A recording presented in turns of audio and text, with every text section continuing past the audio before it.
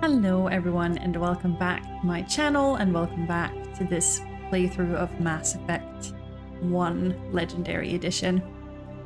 Today I was thinking that we could do some Codex read-through. So this is going to be a very talky or ready episode, so grab a snack and a cup of tea and let's get going. The second species to join the Citadel, the Solarians, are warm-blooded amphibians with a hyperactive metabolism. Solarians think fast, talk fast, and move fast. To Solarians, other species seem sluggish and dull-witted. Unfortunately, their metabolic speed leaves them with a relatively short lifespan. Solarians over the age of 40 are a rarity. The Solarians were responsible for advancing the development of the primitive Krogan species to use as soldiers during the Rachni Wars. They were also behind the creation of the genophage bioweapon the Turians used to quell the Krogan rebellions several centuries later. Solarians are known for their observational capability and non-linear thinking. This manifests as an aptitude for research and espionage. They are constantly experimenting and inventing, and it is generally accepted that they always know more than they are letting on. Okay, interesting. I knew most of this, but it's still interesting to sort of learn a bit more and learn some more details. Some of this I've picked up through playing, but I've never actually read through the Codex before, so this is all new to me. The Geth are a humanoid race of networked AIs. They were created by the Quarians 300 years ago as tools of labor and war. When the Geth showed signs of self-evolution, the Quarians attempted to exterminate them. The Geth won the resulting war. This example has led to legal, systematic repression of artificial intelligences in galactic society.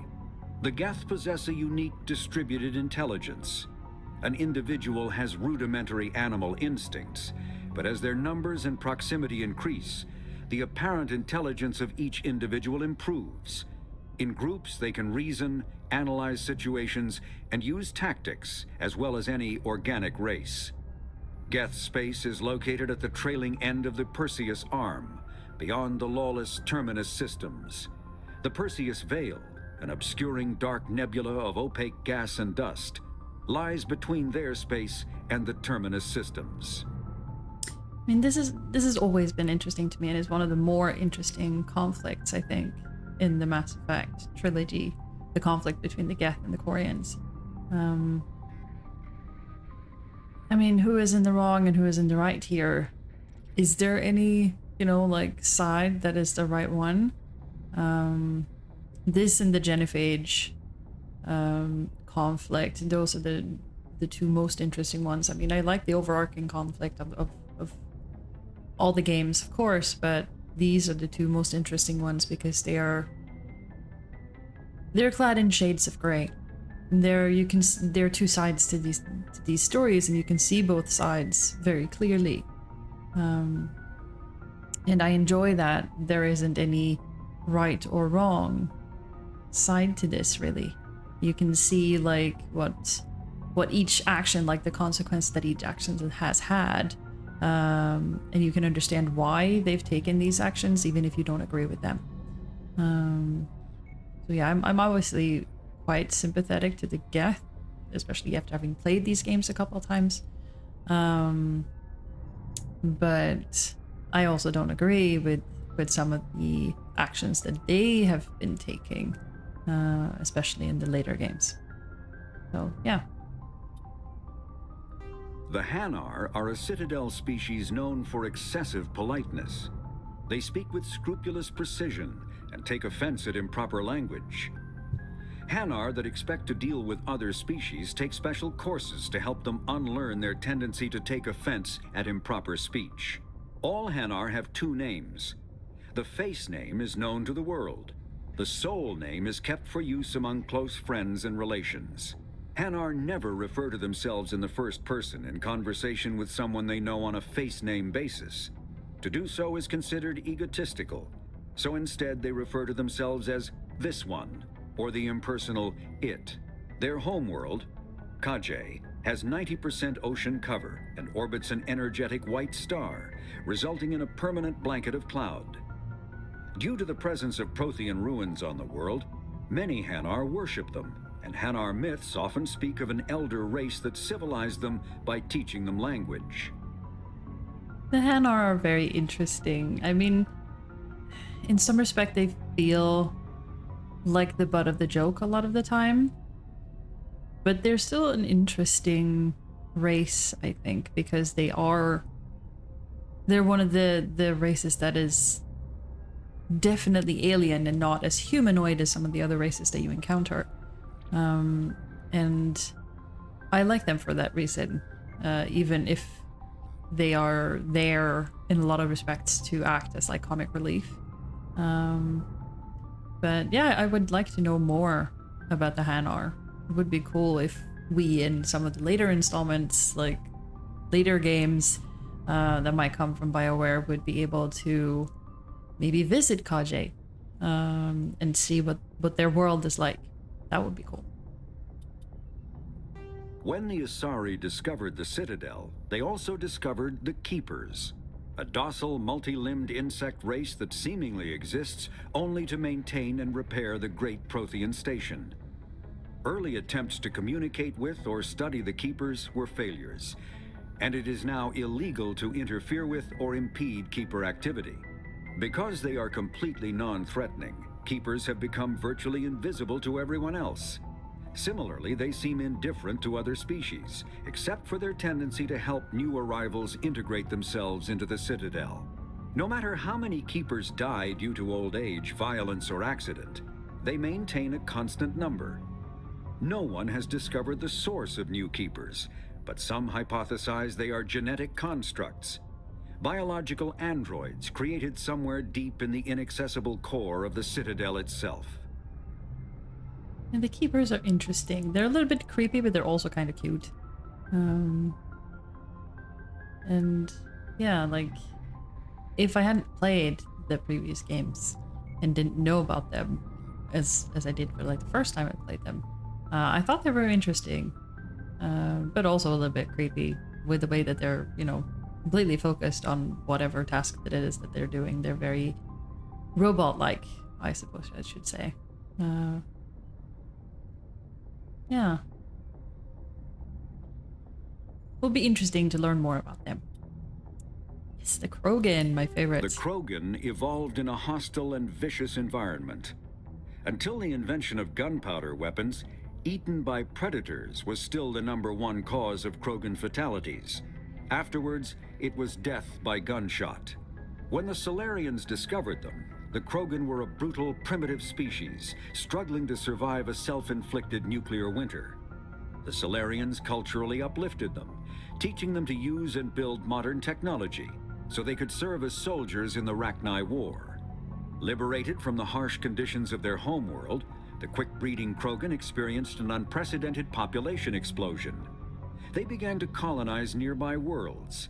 Even though these worlds were already inhabited, the Krogan rebellions lasted nearly a century, only ending when the Turians unleashed the Genophage, a Solarian-developed bioweapon that crushed all Krogan resistance. The Genophage makes only 1 in 1,000 pregnancies viable, and today the Krogan are a slowly dying breed. Understandably, the Krogan harbor a grudge against all other species, especially the Turians. Yeah, this is my second most favorite conflict in the game, because again, it has two sides to it. You can see maybe perhaps the necessity of the Genophage, since the Krogan are very warlike and they breed really quickly. So perhaps like if they were allowed to continue, they would have taken over the entire galaxy. But at the same time, the Genophage is also a really harsh solution. And definitely close to a war crime, I think. But it was, yeah, I guess it was one that was made in desperation in order to balance the Krogan and balance the galaxy. But I also feel for the Krogan because what they have been through is absolutely horrifying and horrendous. And I definitely understand the grudge that they hold towards the Turians and also the Solarians. Yeah, this is, again, one of those multifaceted conflicts. And of course, I'm going to be biased towards the Krogan because I know Rex. It would be, I don't think I would be able to play that, but it would be interesting to see like how I would feel if Rex was not in the picture, if I would make different choices.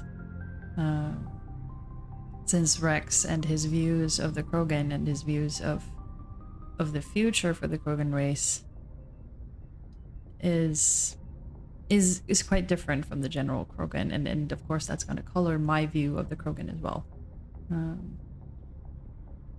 Yeah, it's interesting. Driven from their home system by the Geth nearly 3 centuries ago, most Quarians now live aboard the Migrant Fleet, a flotilla of 50,000 vessels ranging in size from passenger shuttles to mobile space stations. Home to 17 million Quarians, the flotilla understandably has scarce resources.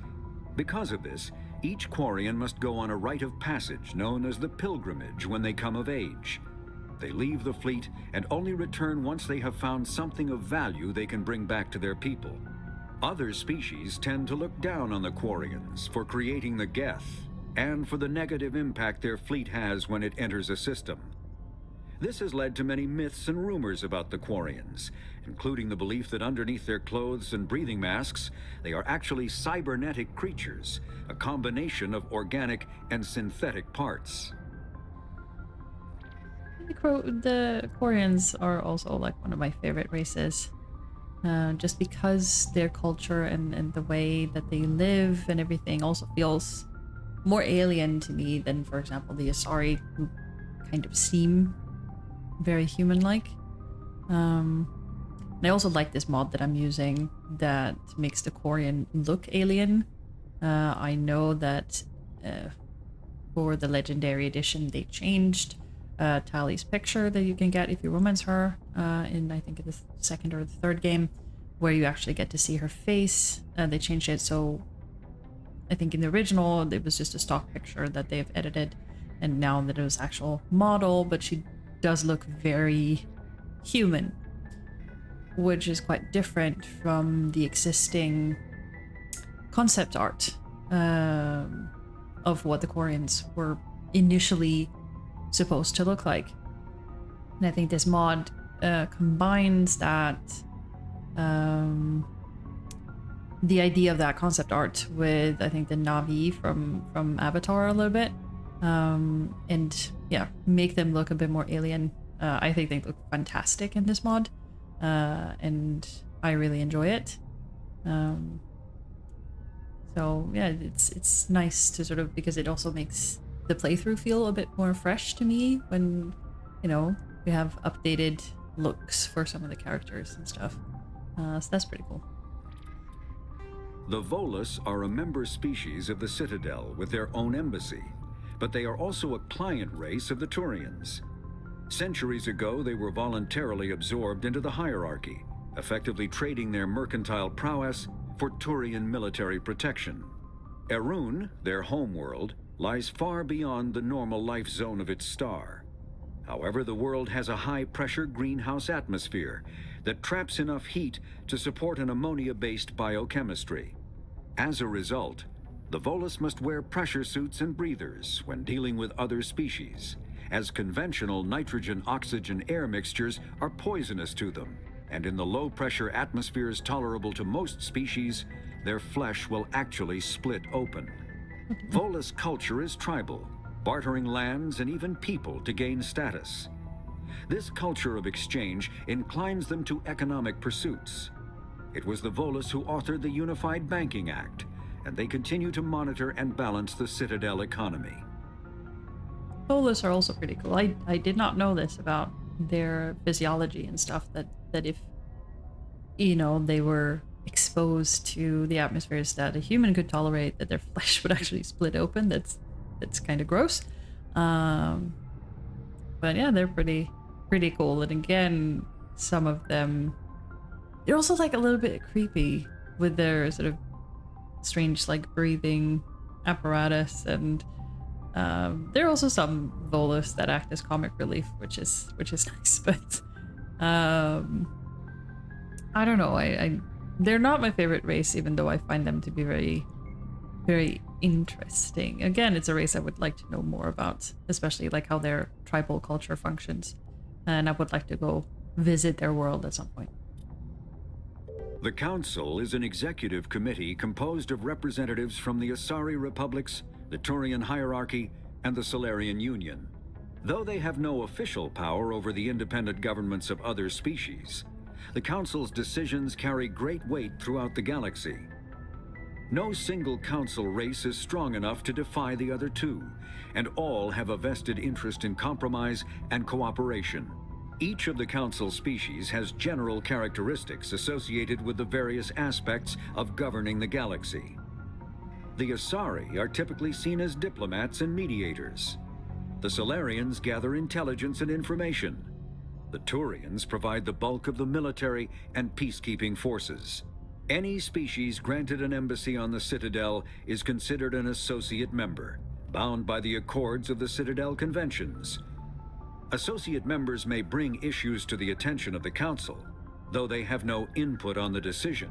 The Human Systems Alliance became an associate member of the Citadel in 2165. We all hate the Council, don't we? Because they don't really want to help us. They're very reluctant to help us, and they're frustrating to deal with. And I guess that goes for any big political organization or organ that you have to deal with in some capacity.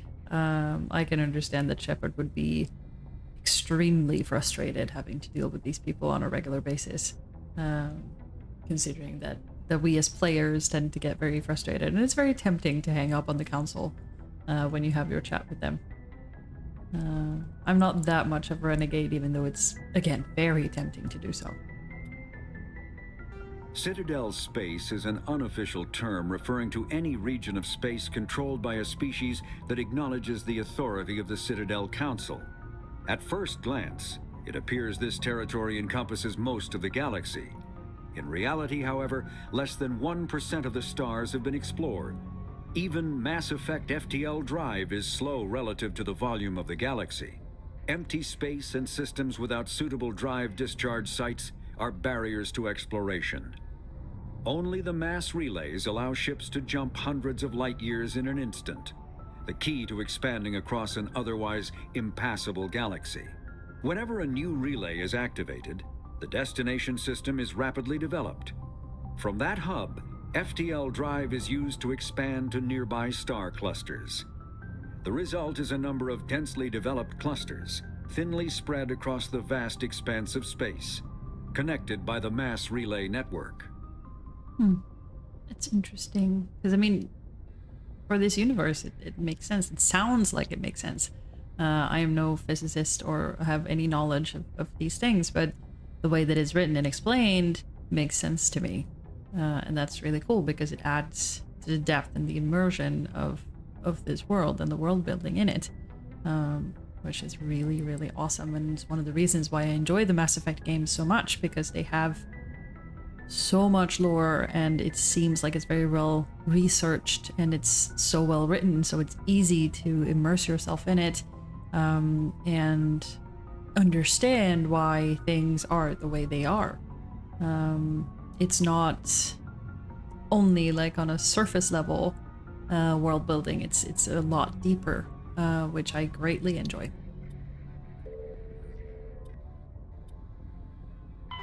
Feros is a habitable world in the Attican Beta Cluster. 2/3 of the habitable surface is covered with the ruins of a crumbling Prothean megatropolis. In the millennia since the Prothean extinction, the ruins have been repeatedly picked over by looters many times. Feros was considered a poor prospect for colonization, as little open ground remains for agriculture. The only sizable freshwater sources are the poles, which are tapped by the decaying Prothean aqueduct systems. The dead cities, while in good condition considering their antiquity, are of uncertain stability. Ground level is congested by a dozen meters of fallen debris, and the air is fouled by dust. In 2178, the Human Exogeny Corporation announced its intention to place a permanent colony on Feros to thoroughly explore the ruins. The pioneer settlement was placed on the upper levels of several intact skyscrapers, using the surviving Prothean aqueducts and rooftop hydroponic gardens to support the population. See, this is interesting, because, I mean, we do go to Feros, or we will go to Feros later on, but we don't see a whole lot of it. And the way that it's described, it sounds like a really cool world, and I would have loved to see more of it. I wish that a lot of these planets were, I guess, bigger or a little bit more open to exploration, that you could see more of these ruins, that you could find, I don't know, more of these, like, signs of the Prothean civilization. I wish that they had expanded this more in the game. That would have been amazing. Because the way that it's described here, it sounds really cool. And yeah, Feros is an interesting place in the game as well, like the level that you play through and everything. But I would have wanted it to be more. I guess a little bit more like it is in like Dragon Age Inquisition, where you have huge areas that you can explore. I would like something a bit like that for these planets. Not for like all the planets, but for at least for the main quest hubs or main quest planets. That would be fantastic. Yeah. I mean, I guess it's pointless to wish for this now, but it's something that I would have wanted, because I like the description of this. It sounds really cool. I just want to see it physically as well. Noveria is a cool, rocky world with most of its hydrosphere locked up in massive glaciers. A privately chartered colony world, the planet is owned by the Noveria Development Corporation Holding Company. The NDC is funded by investment capital from 24 high-technology development firms and administrated by an executive board representing their interests. The investors built remote hot labs in isolated locations across Noveria's surface. These facilities are used for research too dangerous or controversial to be performed elsewhere, as Noveria is technically not part of Citadel space and therefore exempt from Council law. By special arrangement, Citadel's special tactics and reconnaissance agents have been granted extraterritorial privileges, but it remains to be seen how committed the executive board is to that principle. Given its unique situation, it is understandable that Noveria is often implicated in all manner of wild conspiracy theories. So with Noveria, I think the level is done really well, because it reflects everything that's written here, and you get to visit like all of these different places, and yeah, it feels a lot bigger in that sense, I think, than Feros does. So yeah, I would have wanted to see more of Feros, but Noveria is pretty cool as it is. And with the mod that I have that changes a few things around, then Noveria feels even better. And I mean, Feros does as well, which you will see later on.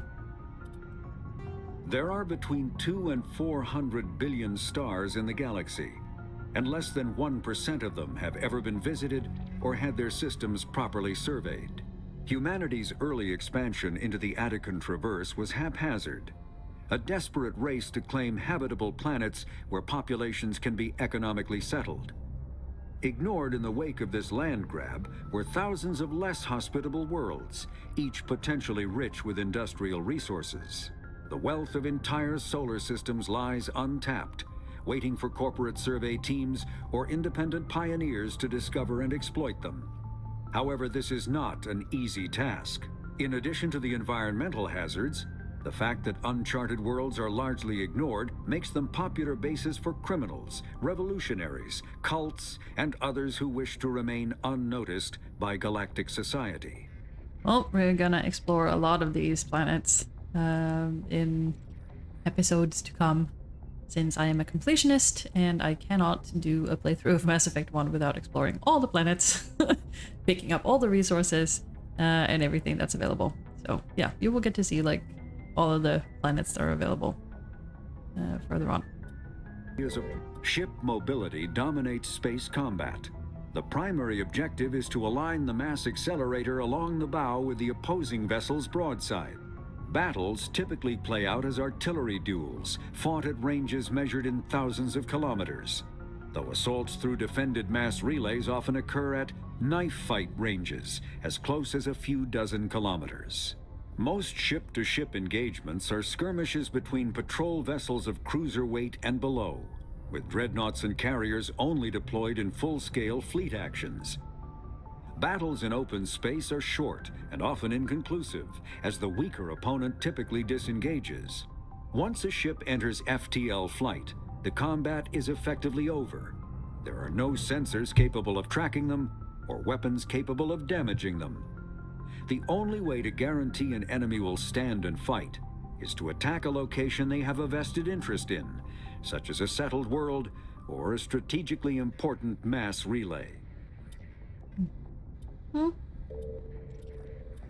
An artificial intelligence is a self-aware computing system capable of learning and independent decision-making.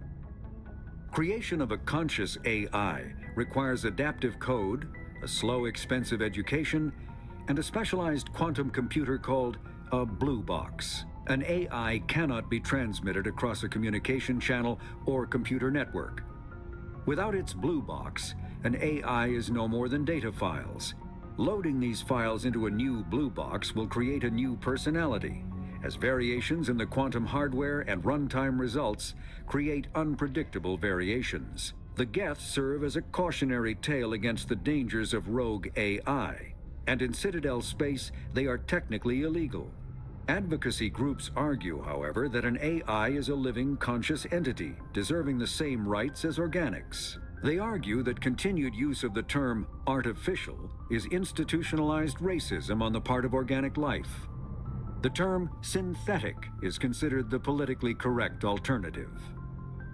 Yeah, I suppose we will have to have a discussion about this once we get further into the Mass Effect games and into the later installments, especially Mass Effect 2 and 3, since then we deal a lot with AI. I mean, we'll have some encounters in Mass Effect 1 as well, but this section, if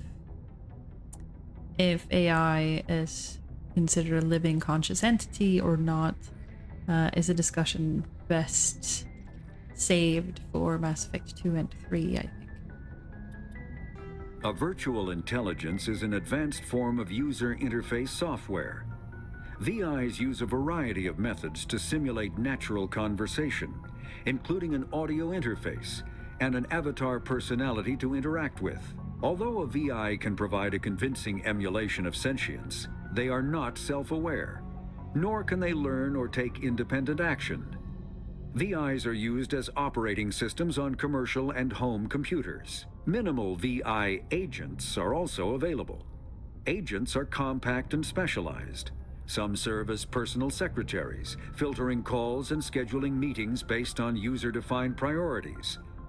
Others are advanced search engines, propagating themselves across the extranet to collate user-requested data. Commercial VIs in a variety of stock personalities are available at any software retailer. Boutique firms and hobbyists also build unique VIs to personal specification. Although software emulation of living personalities is illegal, reconstructions of famous historical figures are common. Yeah, okay, so the Shepherd VI that we encounter in Mass Effect 2 and 3 is technically illegal in that case. Though, or I guess maybe not, after thinking about it, because of what happens to Shepard in Mass Effect 2. That's interesting. But yeah, it would be nice to have one of these VIs have a personal secretary. That would be very useful, I think.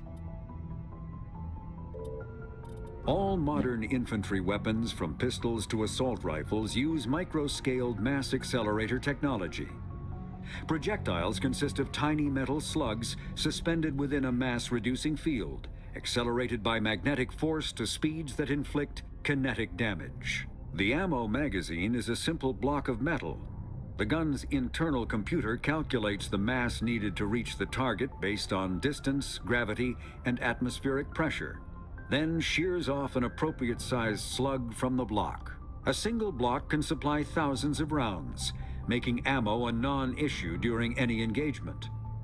Top-line weapons also feature smart targeting that allows them to correct for weather and environment. Firing on a target in a howling gale feels the same as it does on a calm day at the practice range. Smart targeting does not mean a bullet will automatically find the mark every time the trigger is pulled. It only makes it easier for the marksman to aim. Interesting. Yeah, because I've seen some discussions about, like, how is it possible for people to actually use guns and things in the Mass Effect universe, since, you know, wouldn't it be easier to use another type of weapon? But I like that they've actually thought about that and figured out a way to make it sound believable. Why guns can be used. That's really cool. Yeah, that's awesome.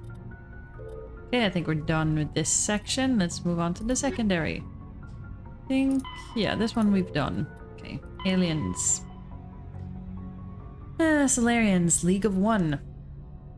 Before they joined the Citadel Council, the Solarians' most potent military tool was a small reconnaissance team known as the League of One. Their primary training was in espionage and assassination. Never more than a dozen strong, the team was adept at infiltrating the tightest defenses and eliminating all necessary obstacles. Only a few top members of government and military were privy to the League's identities. League members wore no distinguishing garments and held no particular rank. The only evidence of their participation in the League was a small medallion presented to each member upon induction. This secrecy was maintained until the formation of the Council. In an effort to dispel rumors and appease their new Asari partners, the Solarian Union released all classified documents pertaining to the League. The League of One was suddenly exposed and in danger of being hunted by enemies of the Solarians. Before any harm could be done, the team mysteriously disappeared. Most assumed this was a convenient lie to help hide their identities, but a few months later the inner cabinet was murdered. Though there was no incriminating evidence, it was clear who was responsible. Realizing the threat posed by this rogue outfit, the Special Tasks Group dispatched a team of hunters. When they didn't return, the STG dispatched 10 of its brightest operators with broad discretionary powers. Only 2 returned. They reported no evidence of the League. No further incidents were reported, and it was assumed the League was wiped out. Some recently declassified documents, however, have suggested there may have been a 13th member who eluded the Solarian military. Interesting, because I know that we will gather up medallions of the League of One, so we will be finding members of the League of One. I never knew the story behind that, so that's really cool that this was a kind of a rogue outfit. I guess a precursor to the Spectres in a way. Yeah, that's really cool. I like knowing the backstory behind that. Okay. Turians culture. While Turians are individuals with personal desires, their instinct is to equate the self with the group and set aside personal desires for the good of all. Turians are taught to have a strong sense of personal accountability, the Turian honor that other races find so remarkable. Turians are taught to own every decision they make, good or ill. The worst sin they can make in the eyes of their people is to lie about their own actions. Turians who murder will try to get away with it, but if directly questioned, most will confess to the crime. Turians have a strong inclination toward public service and self-sacrifice, so they tend to be poor entrepreneurs. To compensate, they accepted the mercantile Volus as a client race, offering protection in exchange for their fiscal expertise. The Turian military is the center of their society. It is not just an armed force, it is an all-encompassing public works organization. The military police are also the civic police. The fire brigades serve as the civilian population as well as military facilities. The Corps of Engineers builds and maintains spaceports, schools, water purification plants, and power stations. The Merchant Marine ensures that all worlds get needed resources. Interesting. I didn't know that the Turians made such poor entrepreneurs, but I guess this whole public service and self-sacrifice, like they would actually confess to like a crime, even if they tried to hide it. They would confess if directly questioned. Yeah, that explains some of what happens in Mass Effect 2 as well. Yeah, that's really, really interesting to learn more about the Turians. Right, let's read about their military doctrine. Although they lack the brutality of the Krogan, the skill of the Asari, and the virtuosity of the humans, the Turian military has formidable discipline. Officers and NCOs are lifers with years of field experience. Enlisted personnel are thoroughly trained and stay calm under fire. Turian units don't break. Even if their entire line collapses, they fall back in order, setting ambushes as they go. A popular saying holds, "You will only see a Turian's back once he's dead." Boot camp begins on the 15th birthday. Soldiers receive a year of training before being assigned to a field unit. Officers train for even longer. Most serve until the age of 30, at which point they become part of the reserves. Even if they suffer injuries preventing frontline service, most do support work behind lines. Biotics are uncommon. While admired for their exacting skills, biotics' motives are not always fully trusted by the common soldier. The Turians prefer to assign their biotics to specialist teams called cabals. Command and control is decentralized and flexible. Individual squads can call for artillery and air support. They make extensive use of combat drones for light duties and practice combined arms. Infantry operates with armor supported by overhead gunships. Strategically, they are methodical and patient and dislike risky operations. Tradition is important. Each legion has a full-time staff of historians who chronicle its battle honors in detail. The oldest have records dating back to the Turian Iron Age. If a legion is destroyed in battle, it is reconstituted rather than replaced. The Turians recruit auxiliary units from conquered or absorbed minor races. Auxiliaries are generally light infantry or armored cavalry units that screen and support the main Turian formations. At the conclusion of their service in the auxiliaries, recruits are granted Turian citizenship. Ah, interesting. Sounds a little bit like what the Prothean were doing, even if the Protheans were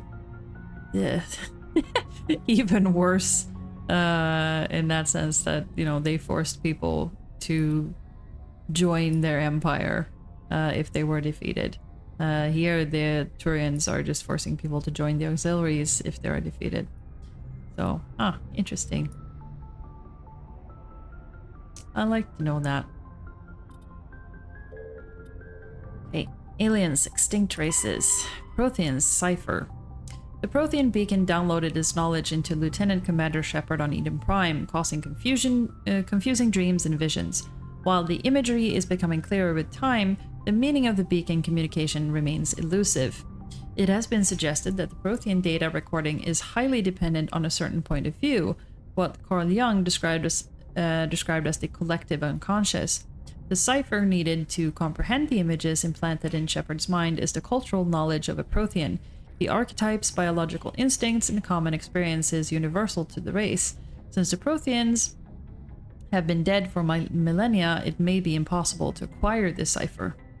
Yeah, I guess we'll see about that. Geth armatures.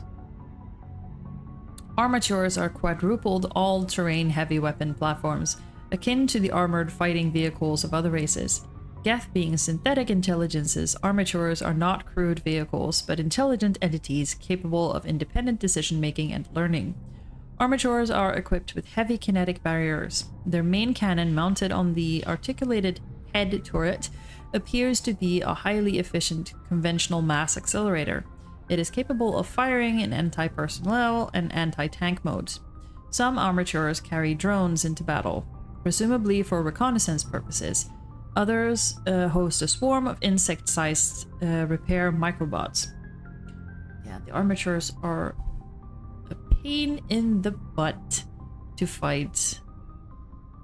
Like when you're running around like ground fighting. When you're in the MAKO, they're fine. Oh no, the hoppers, Geth hoppers. The Geth models, collectively dubbed as hoppers by Alliance forces, are electronic warfare platforms. They can project electromagnetic radiation across a broad spectrum as an offensive weapon. They can also perform cyber warfare attacks against the onboard computers of body armor, hard suits, and weapons, adversely affecting their performance. The structure of hoppers consists of an advanced and highly elastic artificial muscle material. This allows a hopper to compress its entire body for powerful leaps.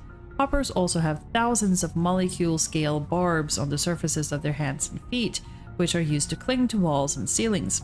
Hoppers are very difficult targets, leaping from one surface to another in rapid succession. The Quarians have no record of any Geth models similar to hoppers. This new morphotype must have been developed over the last 300 years by the Geth themselves. This is troubling proof that the Geth are continuing to move towards technological singularity. Experts in synthetic life are intrigued that hoppers appear to be even more organic than the baseline Geth. The identified subtypes of hopper have been codenamed Sapper, Stalker, and Ghost. Yeah, the hoppers are definitely a pain in the butt. Hate those. Krogan Genophage. The Genophage bioweapon was created to end the Krogan rebellions. From the start, the Krogan had overwhelmed the Council. Only timely first contact with the Taurians saved the Council races. The Taurians fought the Krogans to a standstill, but sheer weight of Krogan numbers indicated the war could not be won through conventional means. The Taurians collaborated with the Solarians to genetically engineer a counter to the rapid breeding of the Krogan. The Genophage virus gained the energy to replicate by eating the key genetic sequences. Every cell in every Krogan had to be altered for the weapon to be foolproof. Otherwise, the Krogan could have used gene therapy to fix the affected tissues. Once a Genophage strain could find no more genes to eat, it would starve and die, limiting spin-off mutation and contamination. This created genetic flaw is hereditary. The Solarians believed the Genophage would be used as a deterrent, a position the Taurians viewed as naive. Once the project was complete, the Taurians mass-produced and deployed it. The Krogan homeworld, their colonies, and all occupied worlds were infected.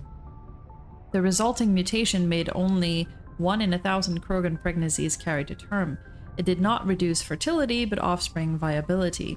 The rare females able to carry children to term became prices the Krogan warlords fought brutal wars over.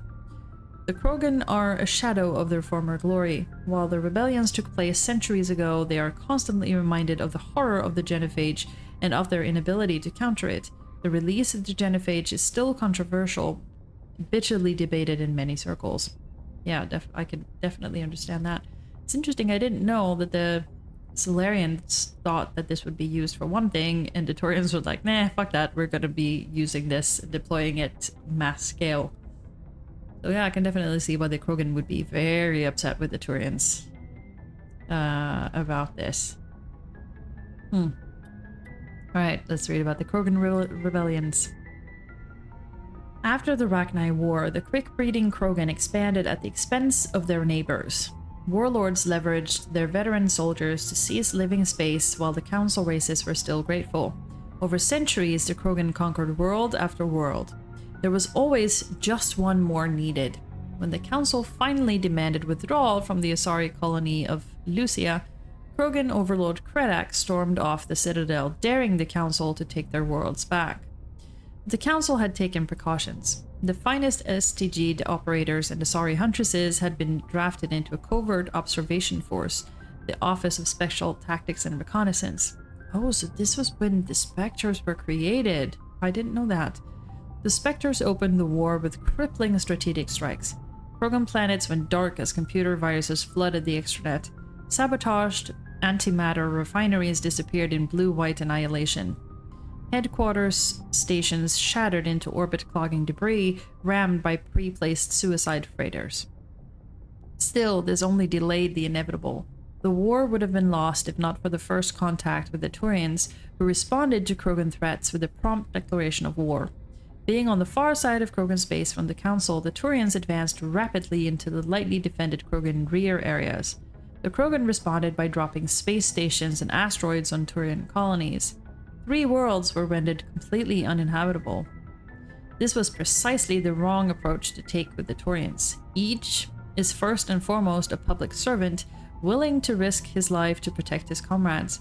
Rather than increasing public war wariness, Krogan tactics stiffened Taurian resolve. The arrival of Taurian mask forces saved many worlds from the warlords' marauding fleets, but it took development of the genophage bioweapon to end the war. There were decades of unrest afterwards. Rogue warlords and holdout groups of insurgents refused to surrender or disappeared into the frontier systems to become pirates.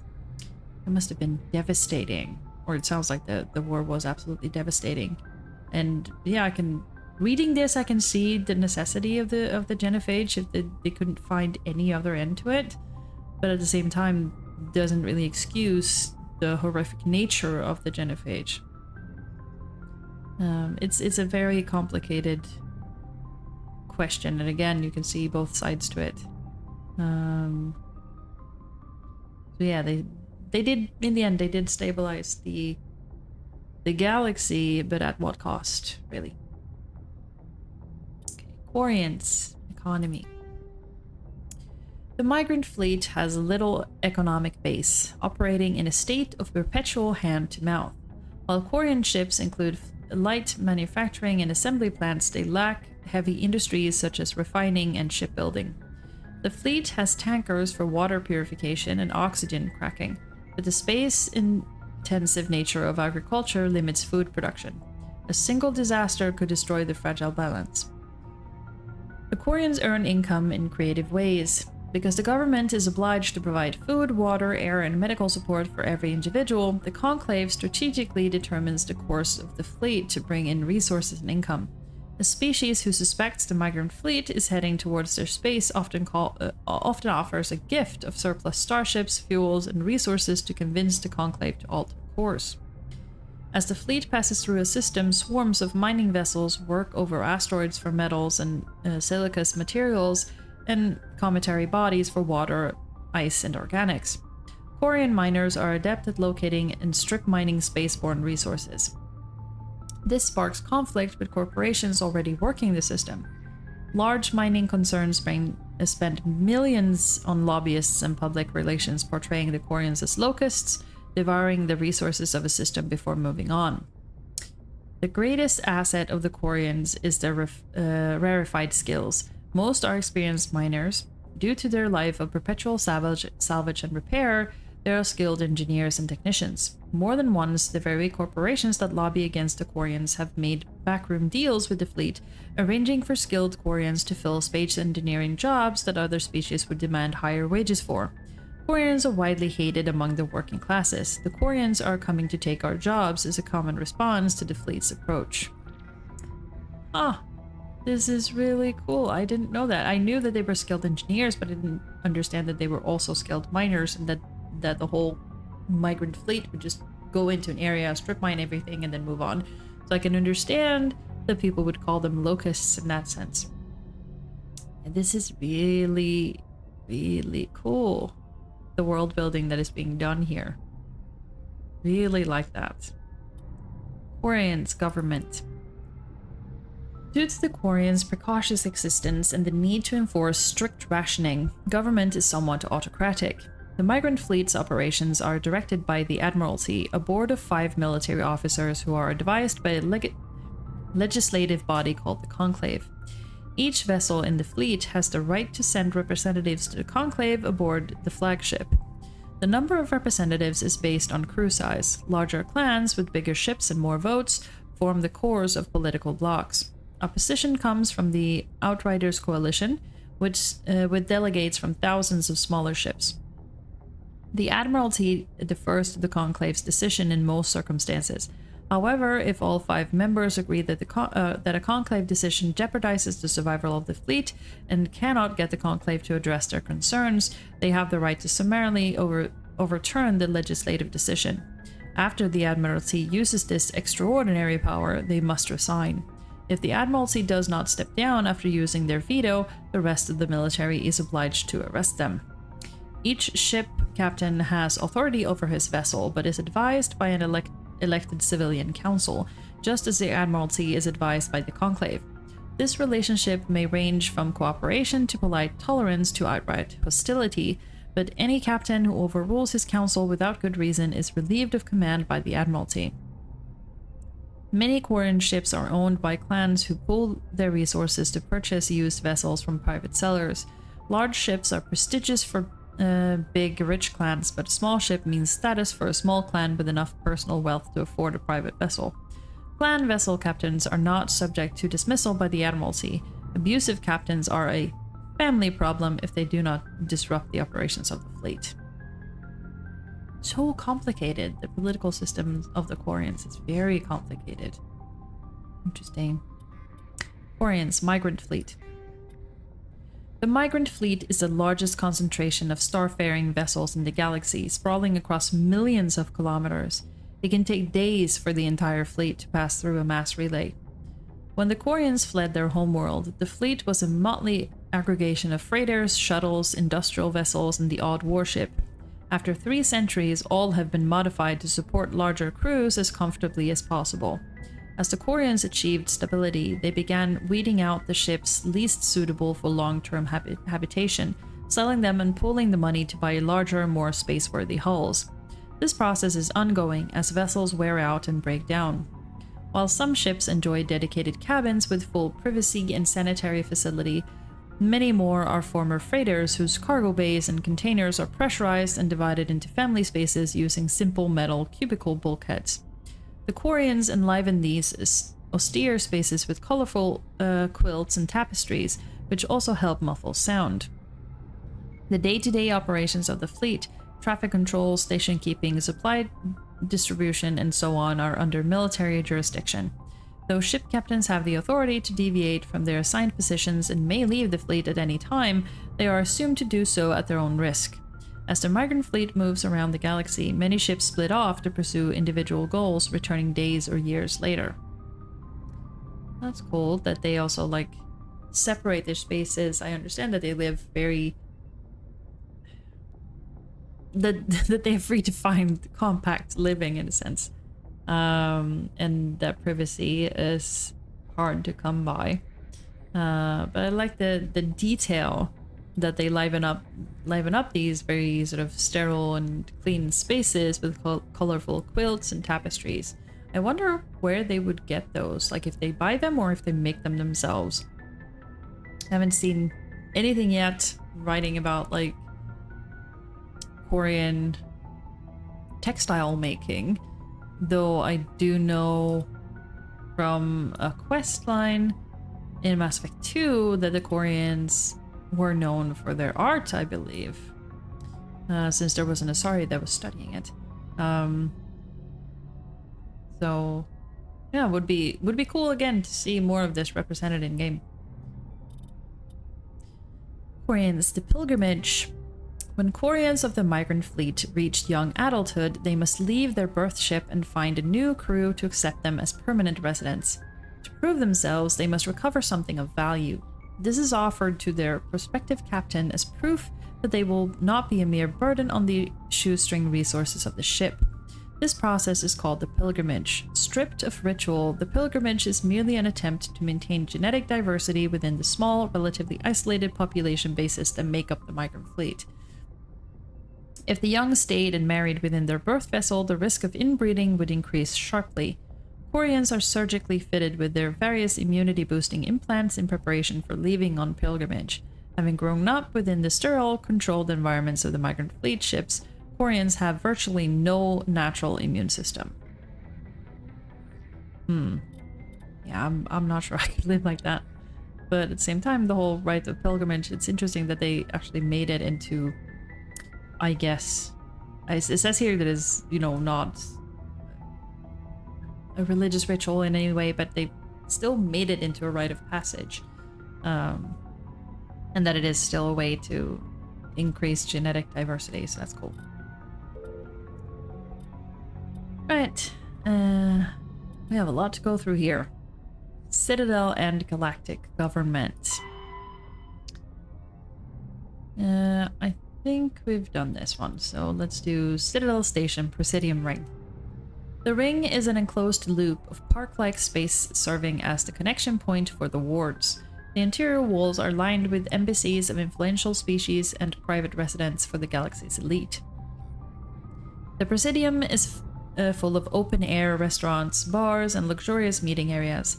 Gravity is about 1/3 Earth normal. A holographic sky is projected over the ceiling of the ring. Unlike the 24/7 bustle of the wards, the Presidium maintains a 20-hour day schedule with a 6-hour night where lights are dimmed and the sky goes through a night cycle. Officers and residents are often open to offices and residences are often open to the interior. It is not unusual for embassies to have no exterior wall at all. This does not cause a crime problem due to the heavy CSEC presence and ubiquitous monitoring devices on the Presidium. Thieves are quickly identified and apprehended. The ring is the location of the Citadel's spaceports. Being closer to the center of spin, there is less motion for a ship to match, and the reduced spin gravity makes handling cargo easier. Hundreds of ships pass through the Citadel every day, and every species with an embassy is granted a private dock. The tower at the center of the ring holds the administration of the Citadel Council. The tower rises over a kilometer from the ring, appearing to thrust forward parallel to the ward arms. As the tower is at the center of the spin axis, it experiences little centrifugal force. Gravity is maintained using Mass Effect fields at a 90-degree angle to the ring and wards. A consular dock can be found at the base of the tower. While normally used for diplomatic careers and Spectre business, the shuttles docked here can evacuate the council government in an emergency. Citadel Station, Serpent Nebula. The Citadel is surrounded by a blue-tinted reflection nebula. The light of the nebula is actually light from the Citadel, scattered and reflected back at the station. At first, the Serpent Nebula was assumed to be made of microscopic construction debris. Prevailing theory holds that the Protheans used molecular nanotechnology to manufacture the incredibly durable materials used in the Citadel. But unlike other nebulae, the serpent does not dissipate over time. Therefore, it must be replenished constantly. The current popular theory is that the non-recyclable waste collected by the Citadel's keepers is somehow rendered down to the atomic or molecular level and ejected into the cloud. The thick nebula presents a navigation hazard. Beyond the relatively clear areas around the Citadel, electrical discharges are common. These are not blocked by kinetic barriers and can severely damage metal-framed starships. In addition, some dense knots of dust can overwhelm the repulsion of kinetic barriers on smaller ships. If such a vessel is moving fast enough at the time, the effects are similar to being hit by a sandblaster. Attempting to reach the Citadel through open space navigation is unadvisable. The only safe approach is through the various mass relays that orbit it. Really cool. I never knew that about like the sort of foggy cloud. I just thought that was, for cool effect when you first fly into the Citadel. But I like that they've expanded that and actually have some lore on it, so that's cool. Citadel Station, wards. The majority of the Citadel's population lives in the wards, the 5 massive arms of the station that house the residential and commercial districts. Many galactic races have established cultural enclaves here. Population density and cost of living are extremely high, akin to Earth cities such as Hong Kong and Singapore. The wards are open-topped, with skyscrapers rising from the superstructure. Towers are sealed against vacuum, as the breathable atmosphere envelope is only maintained to a height of about 7 meters. The atmosphere is contained by the centrifugal force of rotation and a membrane of dense, colorless sulfur hexafluoride gas held in place by carefully managed Mass Effect fields. The view from the wards is spectacular. In the background, stars, Serpent Nebula, and the nearby blue giant called the Widow move across the sky as the station rotates to stabilize itself.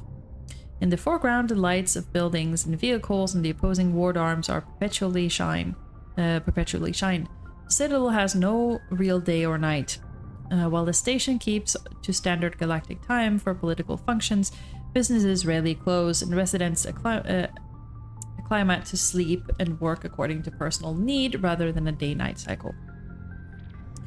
Additions and modifications are constantly being constructed, though they must stay within certain specifications that will not compromise the operation of the station. Occasionally, the keepers will descend on an area of the wards and move or change the architecture without explanation.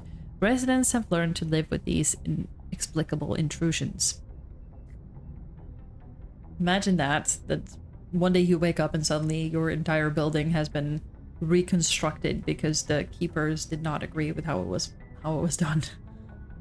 That could potentially be traumatic and also like very annoying.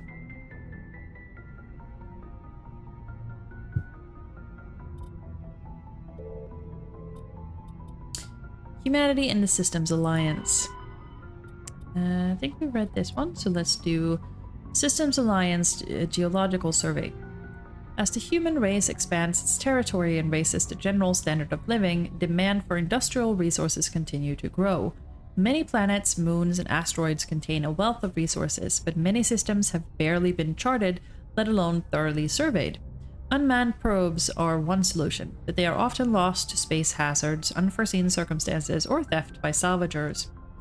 In recent years, AGES, the Alliance Geological Service, has offered bounties to private individuals or teams willing to perform mineralogical surveys on the frontier. This survey data is made publicly available to further corporate development.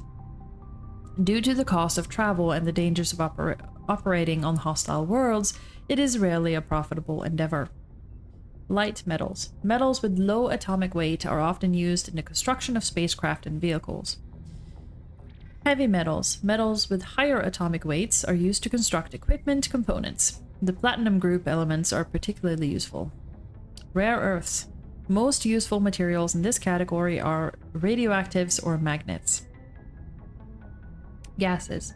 Various gases are required to support all known forms of sapient life. Some are commonly used as fuel. Systems Alliance military jargon. Ashore. When a ship's crew leaves the vessel, they are ashore. Though normally used regarding planets, it can refer to boarding a space station. Away. When a ship releases the equipment, tethering it to a space station or surface dock, it is away. Aye aye. The proper way to acknowledge an order. If told to attack, the correct response is aye aye, sir. If asked, are you proud to be a Marine? The correct response is yes, sir. ASAP. Pronounced ASAP. An acronym of as soon as possible. Belay. Stop or cease. Bridge. The navigation center of a spacecraft where the steering is done. Captain's mast. Non-judicial disciplinary proceedings by unit commanders. CIC. Combat Information Center, the command center of a spacecraft. The CIC is filled with sensor displays to make sense of out of the chaos of combat. DC. Damage control. The containment and repair of damage to a spacecraft. ECM. Electronic countermeasures used to avoid enemy sensors from passive emissions masking to active jamming. EVA. Extra vehicular activity. Time spent in a pressure suit outside of a vehicle, spacecraft, or station. Flank. The flank is the side of a military formation. Since the soldiers are facing elsewhere, an enemy that can attack on the flank can often turn it or roll it up. FNG. Freaking new guys. A derisive term for inexperienced personnel. Groundside. The surface of a planet. Helmsman. The crew member who pilots a spacecraft. LADAR. Light amplified detection and ranging. An active sensor that bounces lasers off an object to determine its bearing and distance. LADAR has sufficient resolution that the data can be reconstructed into an image. Shore party. Spacecraft crew sent ashore on official business. Silent running. An old submariners term used aboard the Normandy to denote when stealth systems are active. SITREP. Abbreviation of Situation Report. An evaluation of the current military situation. Spacer. Someone who has spent most of their life in space. EXO. Executive Officer. The second in command of an Alliance warship. The EXO is responsible for administrative and personnel matters. Systems Alliance N7. The Alliance Military Vocational Code System classifies the career path of all serving personnel. The MVC consists of one letter and one number. A soldier's MVC indicates proficiency, not rank. The letter notes career path, the number indicates level of experience. as indicated by service record, technical scores, and commendations. All 26 letters are used, and numbers run from 1 to 7. N is the letter code for Special Forces personnel.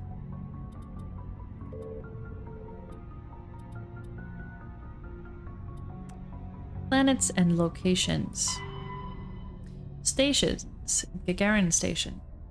Gagarin Station is the largest deep space station built by humanity. A Bernal sphere design with a 500 meter diameter habitable area. It was constructed beyond Pluto, nearly 80 astronomical units, 12 billion kilometers from Sol. Moving crew and material to this location bankrupted most of the backers. Gagarin was placed at the inner edge of the heliopause, the point at which the solar wind can no longer push back the interstellar medium. It was built to test a number of faster-than-light drive principles that theoretically could only occur in interstellar space. The station was nicknamed Jump Zero, as it was intended to be the jumping-off point for humanity's expansion into the galaxy. Shortly after the station was completed, the Prothean ruins were discovered on Mars, rendering the entire effort moot. After struggling to make a profit for a decade, Gagarin was sold to the Systems Alliance in 2159 for a fraction of its construction costs. The Alliance refurbished it as a research and training center for the recently discovered biotic phenomenon. In 2169, the biotic acclimation and training program was shut down and Gagarin became a general research facility. Its remote location and intentional isolation from the extranet makes it popular for dangerous research, particularly in the field of artificial intelligence. Humanity's first stable AI, the Alliance-sponsored ELISA, achieved sapience at Gagarin in 2172. Today, Gagarin Station has a permanent population of about 9,000. A plan has been proposed to move it to the gravitationally stable barycenter point between Pluto and the Charon Relay, allowing it to serve as a gateway facility between the Sol and Arcturus systems.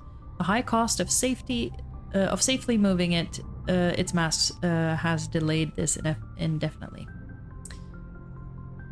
Interesting that they just when it was finally finished, they discovered the ruins on Mars, and yeah, this was basically just a huge money sink for everyone, and yeah, the backers who backed this project must have lost a shit ton of money. So that sucks for them. Still, has an interesting history to it.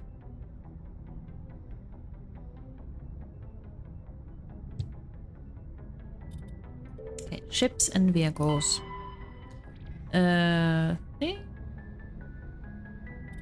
No, I guess we haven't done that. No. Okay, we have a lot to do here.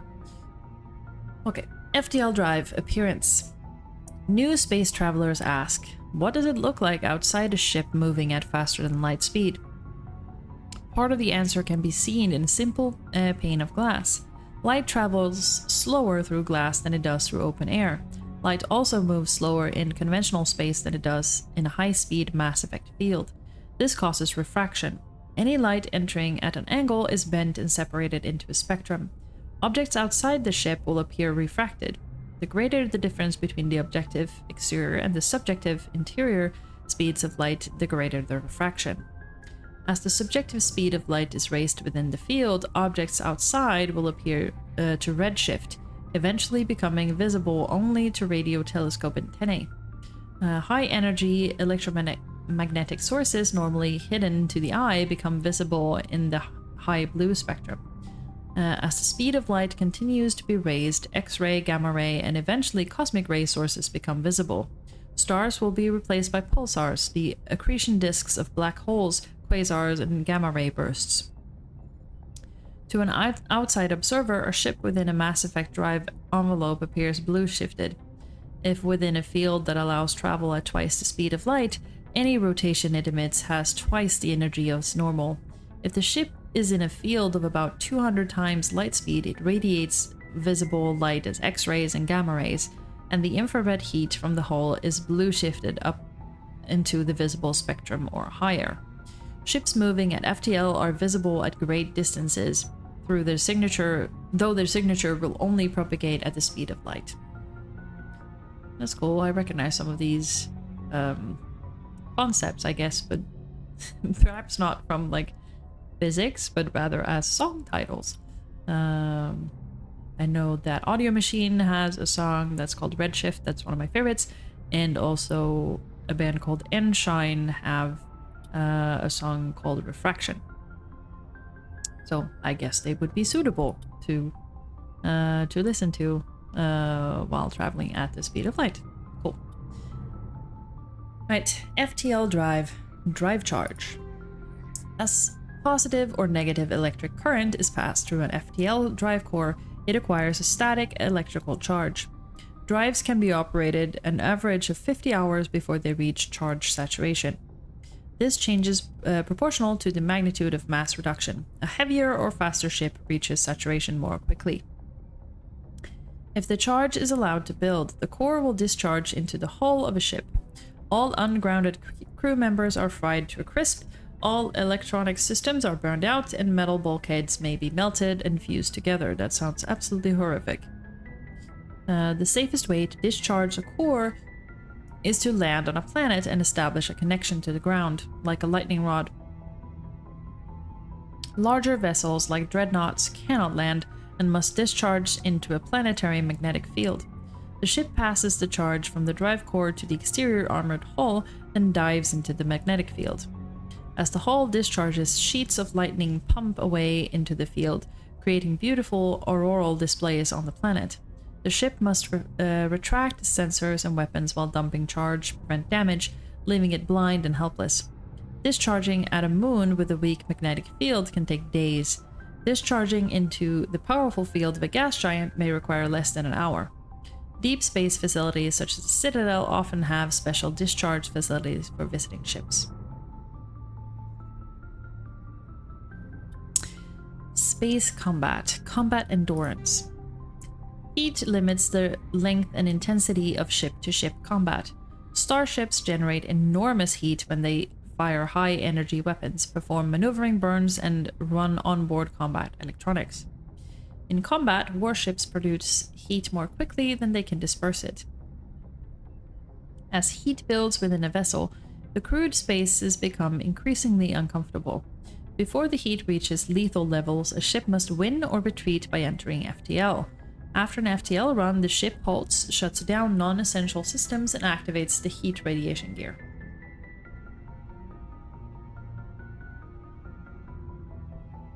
Combat endurance varies by ship design and by the battle's location. Battles in the deep cold of interstellar space can go on for some time. Engagements close to a star are brief. Since habitable worlds are usually close to a star, battles over them are frantic.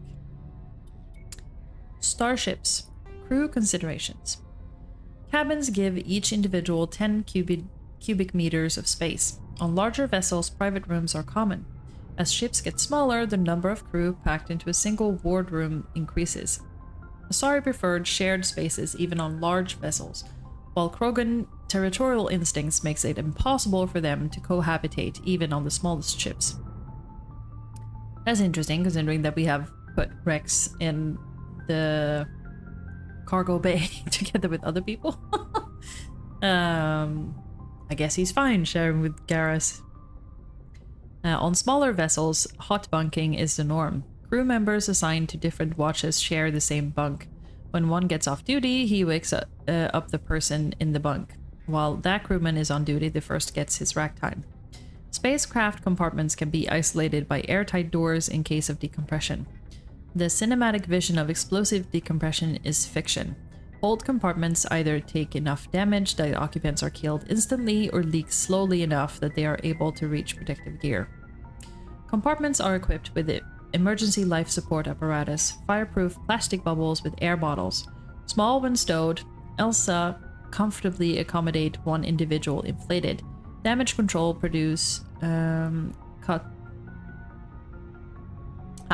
Damage control procedure cuts off ventilation to burning compartments. Without oxygen to consume, fires die in seconds. The compartment is repressurized afterwards for crew recovery. Mass effect fields create an artificial gravity, AGRAV, plane below decks, preventing muscle atrophy and bone loss in 0G. Large vessels arrange their decks perpendicular to their thrust axis. The highest decks are at the bow and the lowest at the engines. This allows aircraft to work with the inertial effects of thrust. Ships that can land arrange their decks laterally so that the crew can move about while the vessel is on the ground. Warships normally turn off their aircraft systems during combat, reducing the heat generated by systems and increasing combat endurance. To provide a point of reference for navigating in 0G, floors are painted a different color from the walls and ceilings. Starships, cruisers. Cruiser-weight starships are the standard combat unit encountered away from large naval bases, the poor bloody infantry of most fleets. Nimble scouting frigates have neither the punch nor the stamina to stand up to serious combat, and the mighty dreadnoughts are a strategic resource carefully hoarded and committed to the most critical battles. Cruisers perform routine independent show the flag patrols in settled systems and lead flotillas of frigates in small engagements, such as pirate suppression campaigns. In major fleet engagements, cruiser squadrons support the dreadnought battle line by screening their flanks against enemies attempting to maneuver for a main gun bow shot from their vulnerable broadsides. Alliance cruisers are named after cities of Earth. Starships, Dreadnought. The Dreadnought is the ultimate arbiter of space warfare. Millions of tons of metal, ceramic, and polymer dedicated to the projection of firepower against an enemy vessel of like ability. No sane commander would face a dreadnought with anything less than another dreadnought. A dreadnought's power lies in the length of its main gun. Dreadnoughts range from 800 meters to 1 kilometer long, with a main gun of commensurate length. An 800-meter mass accelerator is capable of accelerating one 2 kilo slug to a velocity of 283 kilometers per second every 2 seconds. Each slug has the kinetic energy of 38 kilotons of TNT, 3 times the energy released by the fission weapon that destroyed Hiroshima. When used to bombard planets, some of this kinetic energy is lost due to atmospheric re-entry friction. As a rule of thumb, each Earth atmosphere of air pressure saps approximately 20% of a projectile's impact energy. The Turian fleet presently has 37 dreadnoughts, the Asari 21 and the Solarian 16. Humanity has 6, with an additional hull under construction at Arcturus Station. Alliance battleships are named for mountains of Earth. Everest class. Everest, Fuji, Elbrus. Kilimanjaro class. Kilimanjaro, Taishan, Shasta, Aconcagua, under construction. Starships. Fighters. Fighters are single-pilot combat small craft. They are lightweight enough that they can be economically fitted with powerful Element 0 cores, making them capable of greater acceleration and sharper maneuvers than starships. Kinetic barrier shields change starship battles from short, vicious bloodbaths to extended, indecisive slugging matches. Only the main gun of a dreadnought could punch a mass-accelerated slug through the barriers of an opposing dreadnought. This changed the development of the fighter-launched mass disruptor torpedo, a short-ranged weapon that could penetrate kinetic barriers to destroy their projector assemblies. Starship Guardian defenses must be overwhelmed through swarm tactics. Fighter groups can take heavy casualties, pressing their torpedo attacks home. Once fighter-launched torpedoes have crippled an enemy's barriers, the mass accelerators on frigates and cruisers can make short work of them. Interceptors are a type of fighter optimized to attack other fighters, with no ability to damage starships. Interceptors are used to screen friendly units from incoming fighter attack. And we have frigates. Frigates are light escort and scouting vessels. They often have extensive guardian systems to provide anti-fighter screening for capital ships and carry a squad of marines for security and groundside duty. Unlike larger vessels, frigates are able to land on planets. Frigate drive systems allow them to achieve high FTL cruise speeds. They also have proportionally larger thrusters and lighter design mass, allowing them to maneuver more handily. In combat, speed and maneuverability makes a frigate immune to the long-range fire of larger vessels. In the time it takes projectiles to reach them, frigates are no longer where they were predicted to be. In fleet combat, frigates are organized into wolfpack flotillas of 4 to 6. Wolfpack speeds through enemy formations, hunting enemy vessels whose kinetic barriers have been taken down by fighter-launched disruptor torpedoes. The Wolfpack circle strafes vulnerable targets, using their superior speed and maneuverability to evade return fire. Alliance frigates are named for great battles in human history. Yeah, that makes sense. That's why the ship is called Normandy. Cool. Starships, heat management. Dispersal of heat generated by onboard systems is a critical issue for a ship. If it cannot deal with heat, the crew may be cooked within the hull. That's disgusting. Radiation is the only way to shed heat in a vacuum. Civilian vessels utilize large, fragile radiator panels that are impossible to armor. Warships use diffuse radiator arrays, DRA, ceramic strips along the exterior of the armored hull. These make the ship appear striped to the thermographic sensors. Since the arrangement of the ships depend on the internal configuration of the ship, the patterns for each vessel are unique and striking. On older ships, the DRA strips could become red or white hot. Dubbed tiger stripes or war paint by humans, the glowing DRA had a psychological impact on pirates and irregular forces. Strip radiators are not as efficient as panels, but if damaged by enemy fire, the ship only loses a small portion of its total radiation capacity. In most cases, a vessel's DRA alone allows it to cruise with no difficulties. Operations deep within a solar system can cause problems. A ship engaged in combat can produce titanic amounts of heat from maneuvering burns and weapons fire. When fighting in a high heat environments, warships employ high efficiency droplet heat sinks. In a droplet system, tanks of liquid sodium or lithium absorb heat within the ship. The liquid is vented from spray nozzles near the bow as a thin sheet of millions of micrometer scale droplets. The droplets are caught at the stern and recycled into the system. A droplet system can sink 10 to 100 times as much heat as the DRA strips. Droplet sheets resemble a surface ship's wake through the water. The wake peels out in sharp turns, spreading a fan of droplets as the ship changes vectors and leave the coolant behind. Weapons. Ablative armor. A warship's kinetic barriers reduce damage from the solid objects, but can do nothing to block guardian lasers, particle beams, and other forms of directed energy weapon. DEW. Or DO. The inner layer of warship protection consists of ablative armor plate designed to boil away when heated. The vaporized armor material scatters as a dew beam, rendering it ineffectual. A scaffold is built around the interior pressure hull, with sheets of ablative armor hung from the structure. Ships typically have multiple layers of armor separated by empty baffles, spaces often used for cargo storage. Cruisers, which lack the internal space to fit dedicated fighter hangars, store the shipboard fighter complement in the baffles. It is not unknown for enlisted crew to build illicit alcohol distilleries in some obscure corner of the baffles, safe from prying eyes. That's cool. Okay, last one. Technology. We've done that. Biotics. Training. Biotic implants and amplifiers only provide the potential to create coherent mass effect fields. Whether biotics can actually do so is largely determined by their training. Biotics must develop conscious control over their nervous systems, sending specific electrical impulses to the element 0 nodules embedded in their nerves. They are taught to use their implants and amps with biofeedback devices and physical mnemonics.